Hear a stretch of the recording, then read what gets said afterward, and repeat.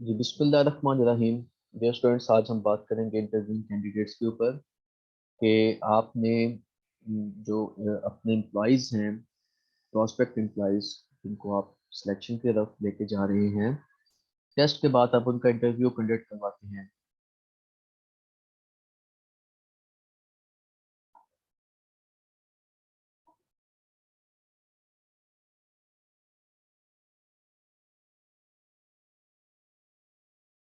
Interview होता क्या है?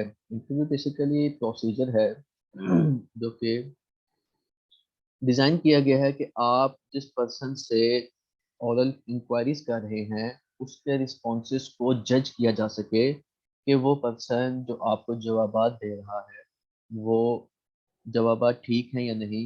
और वो सवालात मुख्तलिफ इकसाम के हो सकते हैं जिसमें आप उस पर्सन की मुख्तलिफ चीज़ें चेक कर सकते हैं, जैसे कि आप उसका नॉलेज चेक कर रहे हैं, या आप उसके बिहेवियर को चेक कर रहे हैं, या आप उसकी पर्सनालिटी को चेक कर रहे हैं, या आप उसके पास्ट बिहेवियर को चेक चेक कर रहे हैं कि पिछली जॉब में उसने किसी खास सिचुएशन में किस तरीके से रिस्पॉन्स किया या पार्टिसिपेट किया था। हमारे पास कंपनी के अंदर तीन तरह के इंटरव्यूज हो सकते हैं: selection interview, appraisal interview and exit interview. Selection interview जब आप किसी एम्प्लॉय को किसी पोस्ट के लिए सिलेक्ट करना चाहते हैं तो आप कंडक्ट करवाते हैं। इसमें आपके internal candidates and external candidates दोनों हो सकते हैं। जबकि अप्रेजल इंटरव्यू में आप किसी पर्सन की अप्रेजल लिखना चाह रहे हो तो उस सूरत में आप अप्रेजल इंटरव्यू कंडक्ट करवाते हैं, जिसमें सवालात की नेचर चेंज हो जाती है। इसमें आप किसी पर्सन के बिहेवियर के रिलेटेड क्वेश्चन कर सकते हैं, उसकी अचीवमेंट के रिलेटेड क्वेश्चन कर सकते हैं, ताकि उसकी जो अप्रेजल है सालाना, उसकी अप्रेजल जिसको आप एसीआर के नाम से भी जानते हैं, उसके अंदर उनको अप्रेज किया जा सके, उसकी जो परफॉर्मेंस है उसको कैटेगराइज किया जा सके। और ये अप्रेजल फ्यूचर के प्रमोशंस या उसकी जो जॉब एनरिचमेंट या जॉब एनलार्जमेंट के लिए बहुत ज़रूरी है। कि यहीं से आपकी वो ये जो हमने चार्ट एक पढ़ा था कि आपके पर्सनल रिप्लेसमेंट चार्ट तैयार किए जा सकते हैं कि ये पर्सन किस किस सीट के ऊपर वर्किंग कर सकता है। इसके बाद एग्जिट इंटरव्यू है। एग्जिट इंटरव्यू भी आपके मौजूदा जो एम्प्लॉयज़ है उसी का ही होता है, जो किसी भी वजह से आपकी ऑर्गेनाइजेशन को छोड़ के जा रहे हैं। तो आप उनसे इंटरव्यू कर सकते हैं कि भाई आप एग्जिट किस वजह से हो रहे हैं, ताकि जो कोई अगर प्रॉब्लम आपके अंदर है तो आप फ्यूचर में उसको दूर कर सकें, उसको ठीक कर सकें, ताकि आपके जो एम्प्लॉयज़ हैं वो आपको छोड़ के ना जाए।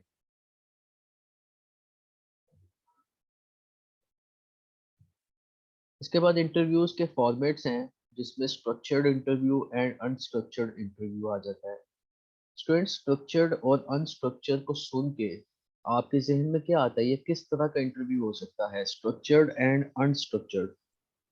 सर स्ट्रक्चर्ड जो प्री प्लान हो, जिसकी तैयारी वगैरह की हो, क्वेश्चन वगैरह भी आपके सामने हो एक रिटन फॉर्म में।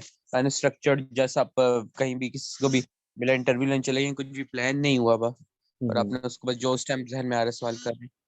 बिल्कुल ठीक। कि स्ट्रक्चर्ड में तो आपने प्रॉपर प्लानिंग करके सवालात लिखे हुए हैं कि हमने ये सवालात पूछने हैं। जबकि अनस्ट्रक्चर्ड में क्या होता है कि आप बातों से बात निकालते हैं, उस बंदे से उसकी पर्सनालिटी को जज कर रहे होते हैं कि वो जो कुछ जवाब देता है उसके जवाब से कोई नई बात निकल आती है।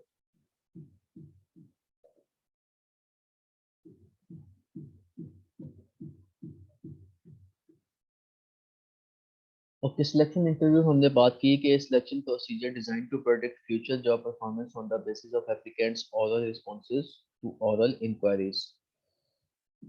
अप्रेजल में डिस्कशन की जा रही है कि जो आपकी परफॉर्मेंस है, जैसे फॉर एग्जाम्पल किसी सुपरवाइजर से या एम्प्लॉय से डिस्कस किया जा सकता है। सुपरवाइजर से उसके एम्प्लॉय के रिलेटेड और एम्प्लॉय से उसके सुपरवाइजर के रिलेटेड भी पूछा जा सकता है। तो अगर कोई प्रॉब्लम हो, कोई मसला हो तो उसको दूर भी किया जा सकता है। तो ये बेहतरीन तरीका है कि आप अपने एम्प्लॉय से अप्रेजल इंटरव्यू करके अगर आपकी कंपनी के अंदर कोई प्रॉब्लम है तो आप उसको बेहतर तरीके से ठीक कर सकते हैं। और एग्जिट इंटरव्यू वही कि भाई आपके जो एम्प्लॉइज आपको छोड़ के जा रहे हैं उनसे इंटरव्यू लिया जाए कि आपको हमारी कंपनी में क्या चीज़ अच्छी लगी, क्या चीज़ बुरी लगी, क्या रीज़न है छोड़ के जाने की। तो ये तमाम चीज़ें आप अपने पास महफूज कर सकते हैं ताकि फ्यूचर में उनको बेहतर किया जा सके और जो चीज़ें गलत हैं, रॉन्ग हैं, उनको भी ठीक किया जा सके।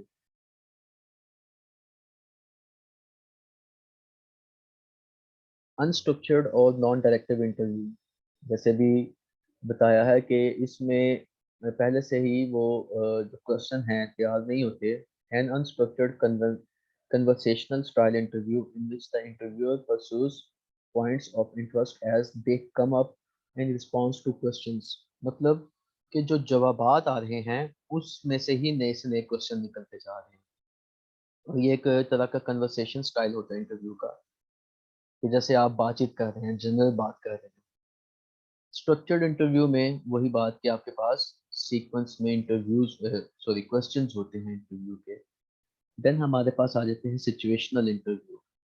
सिचुएशनल इंटरव्यू ये होता है कि आप अपने कैंडिडेट को कोई जॉब रिलेटेड क्वेश्चन देते हैं कि भाई ये सिचुएशन थी, कोई केस स्टडी आप उसको बता सकते हैं कि इस सिचुएशन में आप किस तरीके से इसको हैंडल करेंगे। जैसे फॉर एग्जांपल उनको क्वेश्चन दिया जा सकता है कि भाई आप एचआर मैनेजर हैं और आपके जितनी भी लेबर है वो अपनी जो वेजेस हैं उसको बढ़ाने के लिए स्ट्राइक कर रहे हैं, उन्होंने प्रोडक्शन को रोक दिया है। और अब आप एज एन एचआर मैनेजर कैसे इस चीज़ को हैंडल करेंगे।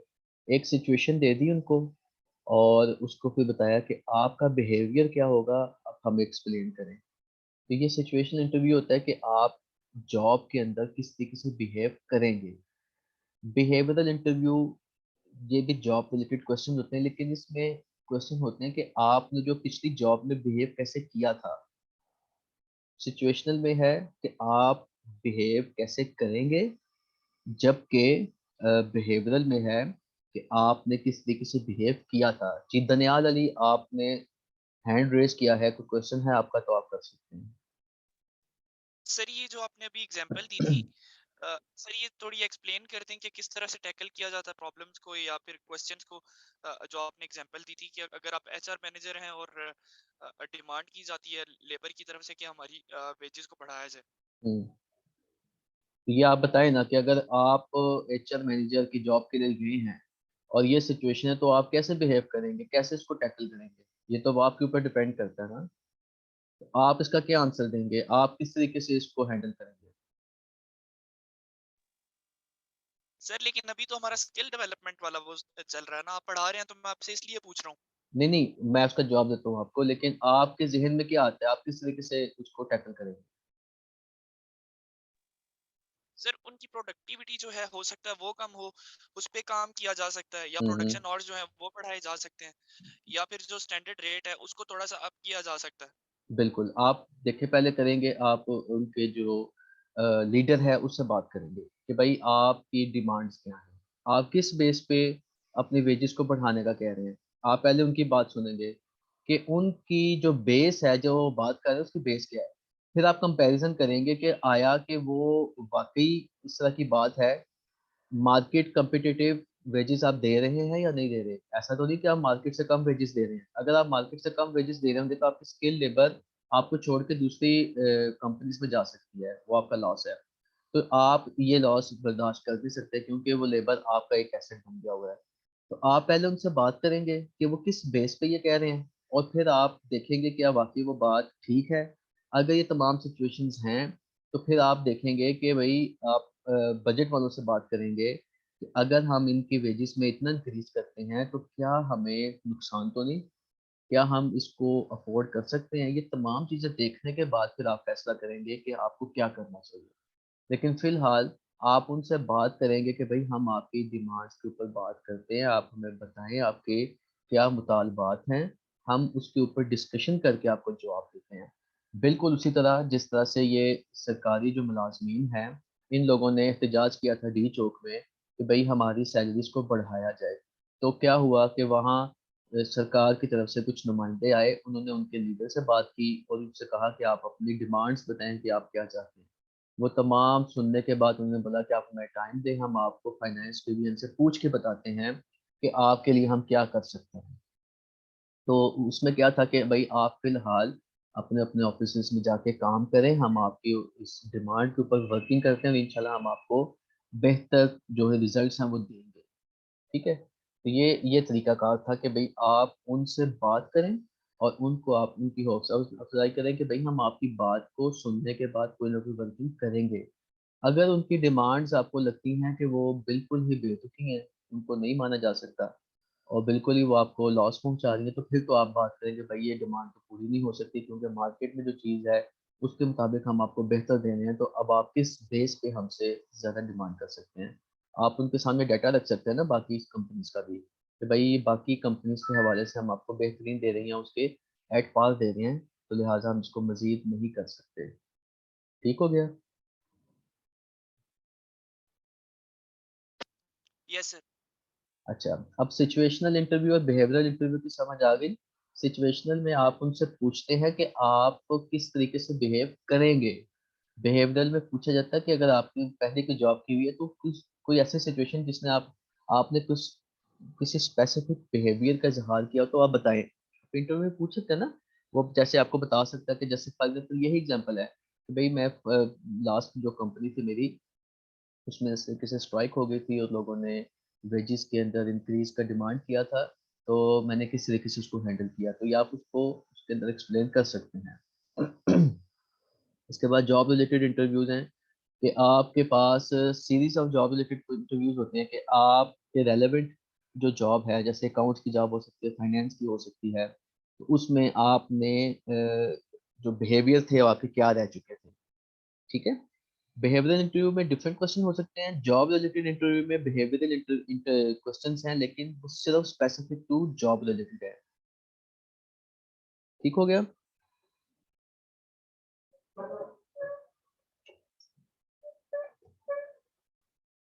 नेक्स्ट हमारे पास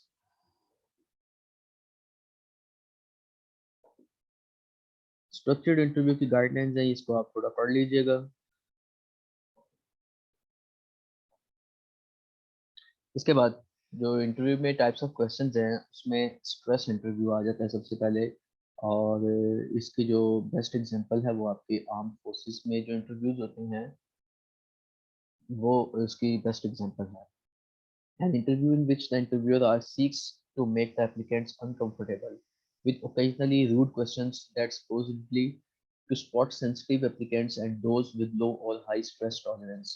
तो इसमें वो बेसिकली आपकी जजमेंट कर रहे हैं कि आपका जो टेम्परामेंट है, हाइपर लेवल क्या है, आपके रूड क्वेश्चन करके उसका आपका रिस्पॉन्स क्या होता है, और मतलब आप जल्दी गुस्से में आ जाते हैं, आप चीज़ों को बर्दाश्त करते हैं और आप अकॉर्डिंग टू सिचुएशन बिहेव करते हैं, या जस्ट आपको फौरी गुस्सा आ गया और आपने हर चीज़ को तहस नहस कर दिया।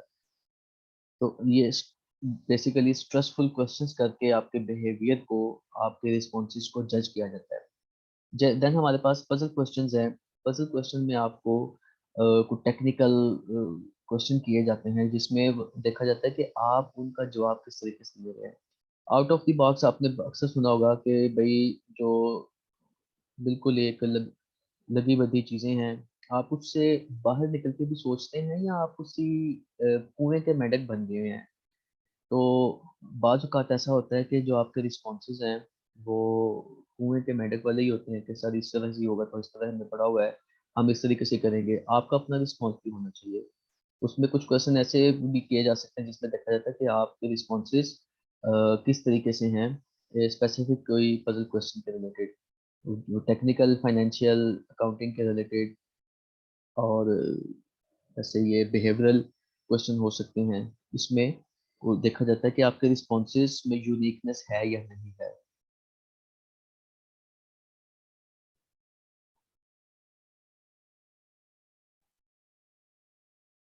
Then unstructured sequential interview, structure sequential interview. Unstructured में वही बात है कि जिसमें each interviewer forms an independent opinion after asking different questions, और स्ट्रक्चर में जो एप्लीकेंट्स हैं वो सीक्वेंशली सेवरल पर्सन उनको इंटरव्यू करते हैं और एक स्टैंडर्ड फॉर्म के ऊपर उनको रेट किया जाता है। देखें जो आपके इंटरव्यूज हैं ना उनके पास एक स्टैंडर्ड फॉर्म होता है कि फॉर एग्जांपल उस पर्सन की पर्सनैलिटी को कितने मार्क्स देंगे, उसकी कम्युनिकेशन स्किल्स को कितने मार्क्स देंगे, उसके जो सवालात कर रहे हैं आप, और जो उसका नॉलेज आप चेक कर रहे हैं उसके ऊपर कितने मार्क्स देंगे, उसके जो बिहेवियर है उसके ऊपर कितने मार्क्स देंगे। तो ये एक स्टैंडर्ड फॉर्म होता है आपके पास। तो unstructured sequential interview, an interview in which each interviewer forms an independent opinion after asking different questions। ये जो इंटरव्यूअर है वो अपने सवाल करता है और अपनी इंडिविजुअल इंडिपेंडेंट ओपिनियन फॉर्म करता है। जबकि स्ट्रक्चर्ड sequential इंटरव्यू में an interview in which the applicant is interviewed sequentially by several persons, each rates the applicants on a standard form।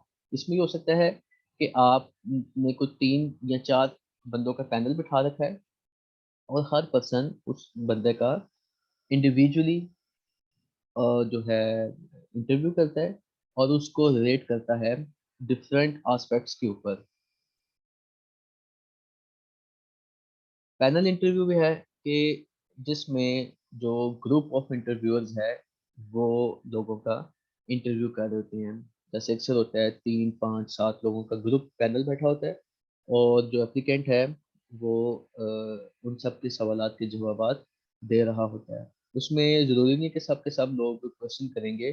कोई आपको जैसे साइकेट्रिस्ट हैं वो बगैर क्वेश्चन किए भी कुछ ना कुछ रेट कर रहे होते हैं कि आपका बिहेवियर किस तरह से है और आपका रिस्पॉन्स किस अंदाज में आया है।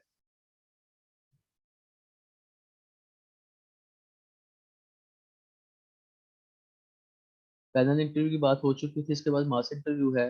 मास इंटरव्यू ये है कि जो आपका पैनल ऑफ इंटरव्यू है वो सेवरल कैंडिडेट्स को इकट्ठे ही सवालात कर रहा होता है। इसकी एग्जांपल मैं इस तरीके से दे सकता हूँ, पैनल इंटरव्यू में 3 5 या 7 लोग बैठे हुए हैं और एक अकेला बंदा इंटरव्यू देने वाला है। मास इंटरव्यू में ये है कि पैनल बैठा हुआ है लेकिन इंटरव्यू देने वालों में पूरी क्लास बैठी हुई है। फॉर एग्जाम्पल जैसे आपके अगर इंटरव्यू कंडक्ट करवाया जाए, अगर आपको एक एक पर्सन को कमेटी रूम में बुलाकर इंटरव्यू किया जाए तो that is called panel interview. और अगर आपकी क्लास में ही इंटरव्यूअर आ जाएं 3 5 7 जितने भी हैं और वो आपका इकट्ठे ही एक ही वक्त में इंटरव्यू कर रहे हैं पूरी क्लास का, उसको हम कहेंगे मास इंटरव्यू। इस दोनों की समझ आ गई? Yes, sir. Yes, sir. Yes sir. इसके बाद कंप्यूटर सिलेक्शन इंटरव्यू है। ये अक्सर आपने देखा होगा कि आपको वो सवालात भेज दिए जाते हैं और या कंप्यूटर को जो है यूज़ किया जाता है आपके। इसमें ओरल, विजुअल और रिटन क्वेश्चंस सारे हर तरह के हो सकते हैं। जैसे फॉर एग्जांपल अगर आपसे सिर्फ सवालात जैसे हम और आप आपस में बात कर रहे हैं, ये हमारी ओरल कम्युनिकेशन है। विजुअल में वीडियो ऑन हो जाएगी, ठीक है। और रिटन क्वेश्चंस में क्या होगा कि आपको लिख के जवाब देना होगा, अपने जो भी इंटरव्यू क्वेश्चंस हैं उसके रिस्पॉन्सेज रिटन फॉर्म में सबमिट करवाना होंगे।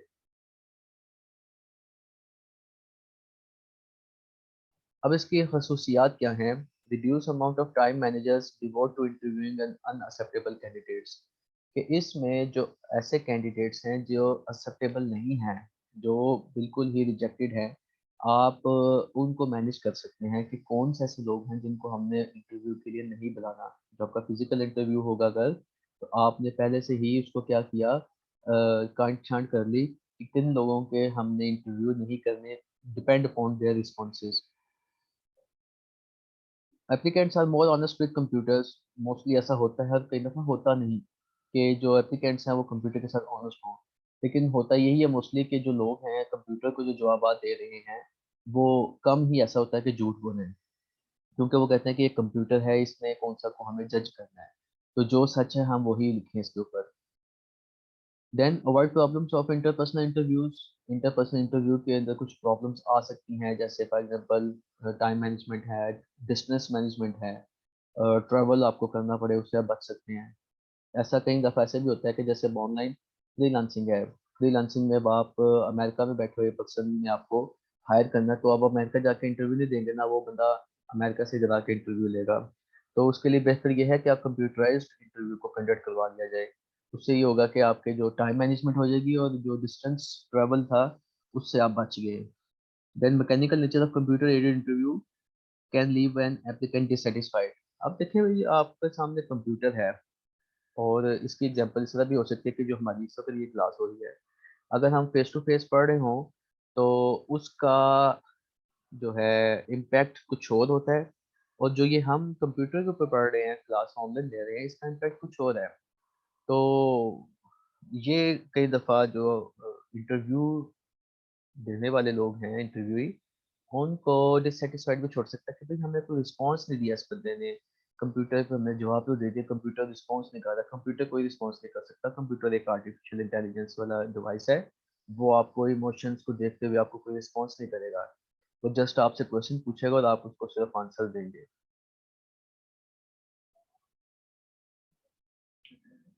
अच्छा, इसके बाद कुछ फैक्टर्स हैं जो आपके इंटरव्यू को इफेक्ट कर सकती हैं। अब उसमें जैसे फॉर एग्जांपल फर्स्ट इंप्रेशन है, कई दफ़ा इसको हम कहते हैं स्नैपडेट, जिसको हम कहते हैं कि first impression is the last impression.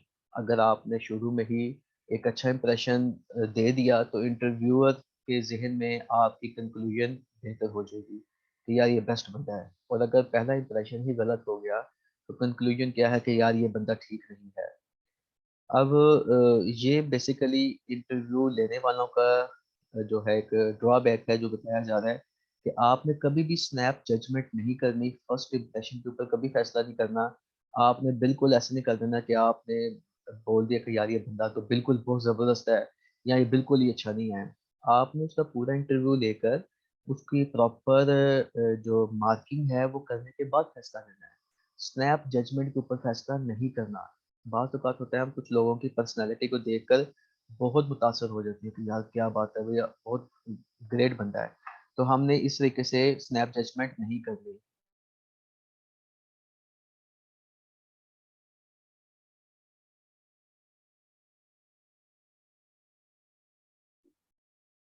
इसके बाद नेगेटिव बाइस है, unfavourable information about an applicant influences interviewer more than does positive information.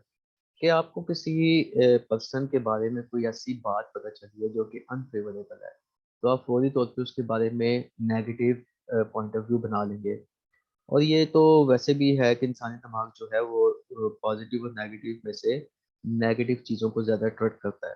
तो ऐसा कभी नहीं करना कि आपके किसी पर्सन के बारे में कोई अनफेवरेबल इंफॉर्मेशन सुनी है तो आपने नेगेटिव बाइस जनरेट करनी है उसके बारे में।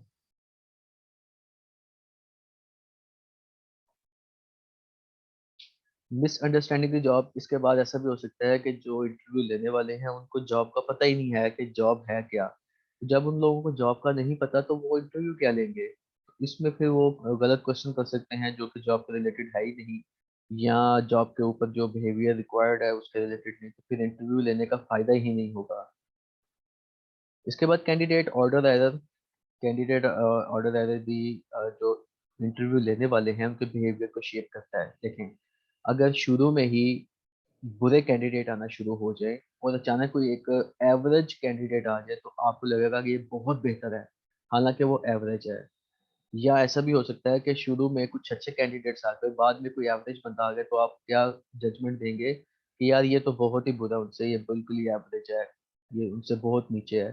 तो आप जो कैंडिडेट्स के ऑर्डर है आने के, उसके ऊपर वो चीज़ें डिपेंड कर रही होती है, लेकिन इंटरव्यूअर को चाहिए कि वो कैंडिडेट ऑर्डर की बेस पर अपनी जो मूड है उसको स्विंग ना होने दे।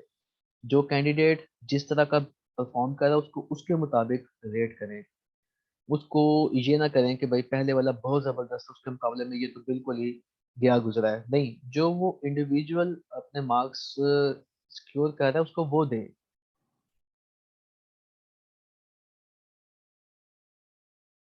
इसके बाद non verbal behaviour and impression management है कि आपकी जो नॉन वर्बल कम्युनिकेशन है वो भी इम्पैक्ट डालती है।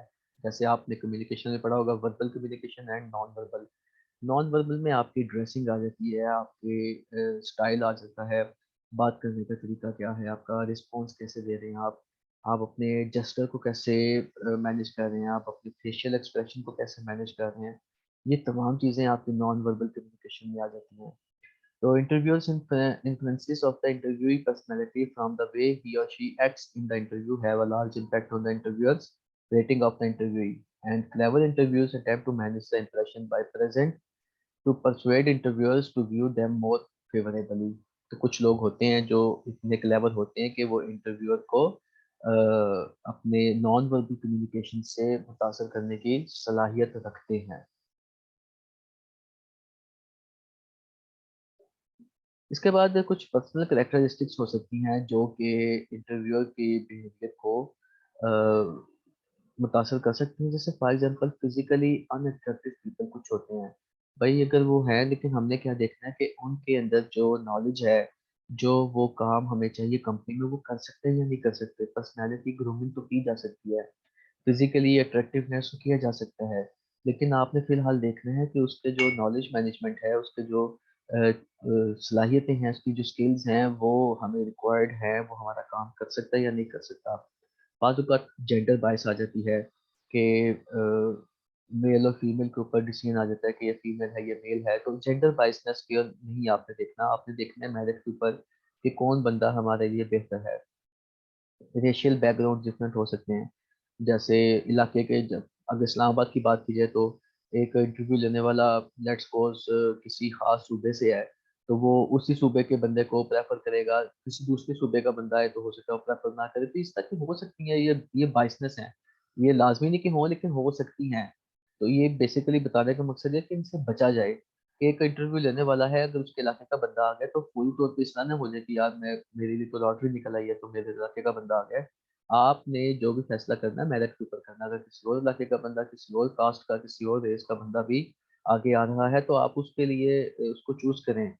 इसके बाद डिसेबल्ड पर्सन है, डिसेबल कोटा भी होता है, लेकिन बाज़ का डिसेबल पर्सन को इसलिए रिजेक्ट कर दिया जाता है कि भाई ये डिसेबल है और ये उस तरीके से इसकी परफॉर्मेंस नहीं होगी, तो हम इसको चूज नहीं करते, इसको सिलेक्ट नहीं करते। तो ऐसा नहीं करना चाहिए, आपको प्रॉपर मैनेज करना है। अब तो डिसेबल पर्सन का कोटा भी आ गया, आप उसमें डिसेबल पर्सन को ही सिलेक्ट करेंगे।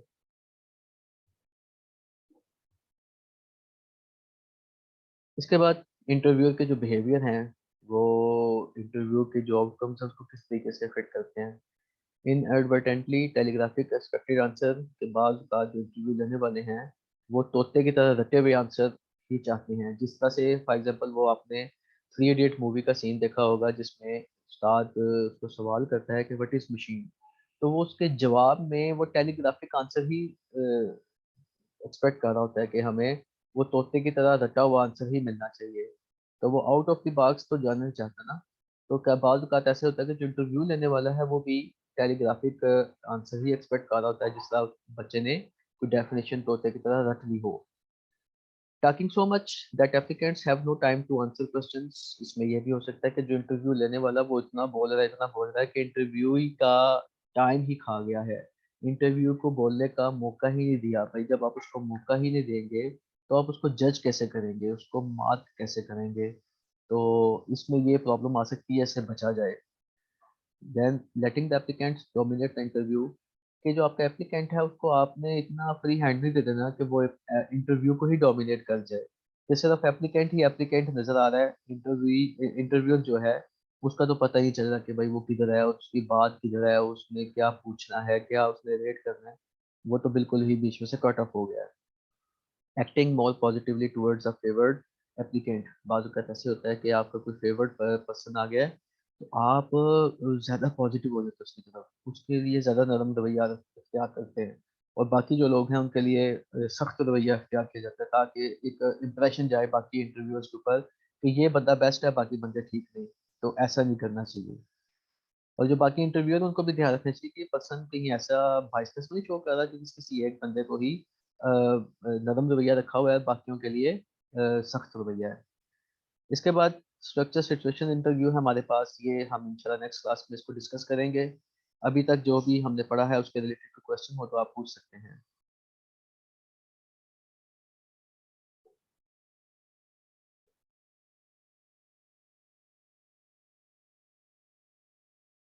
जिस स्टूडेंट को क्वेश्चन है तो आप पूछ सकते हैं। सर ये इंटरव्यू को टाइप फॉर्मेट के हिसाब से लाते हैं और दूसरी लाते हैं?